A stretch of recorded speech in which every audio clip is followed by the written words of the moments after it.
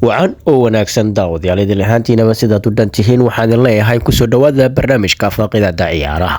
haddaba caawa waxaan kusoo qaadanaynaa ciyaarta aan ku faaqidaadi doonaa Cristiano Ronaldo oo goolashiisii xiray 900 oo gool.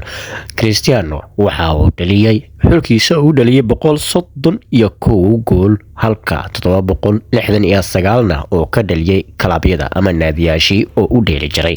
way ka mid yihiin kooxda Sport CP ama Sport Lisbon iyo waliba Manchester United iyo Real Madrid, Juventus, Manchester United haddana iyo sidoo kale Al Nassr oo haatan oo u joogo.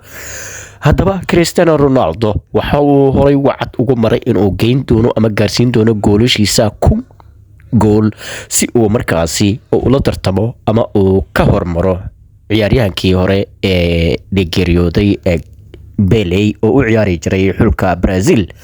haddaba rikoodka u yaala 1000 gool dhaliye Pele ayaa waxa markaasi Ronaldo u sheegay in uu dhalin doono in ka badan rikoodka goolashaasi.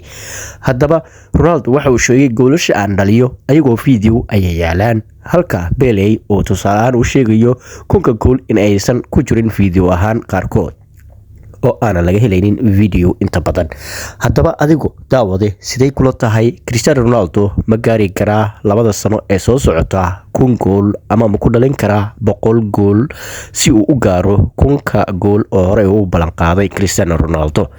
fakirkaagu waa maxay? maxaad is leedahay waa ka hor istaagi karaan? haddii aad is leedahay wuu u dhali karaa waa inoo soo sheegtaa sababta uu ku dhalin karo Ronaldo. haddii aysan ahaynna inuu dhali karin 1000 gool oo aysan awoodi kareynin inuu jibiyo rikoodka u yaala Pele, maxaa u diidi karaa? sababta ayaa laga rabaa. haddii aad ku guuleysatona waxaad heli doontaa waalmarin aad ku qanacdo haddii uu markaasi jawaabta aad sheegtay ay noqoto.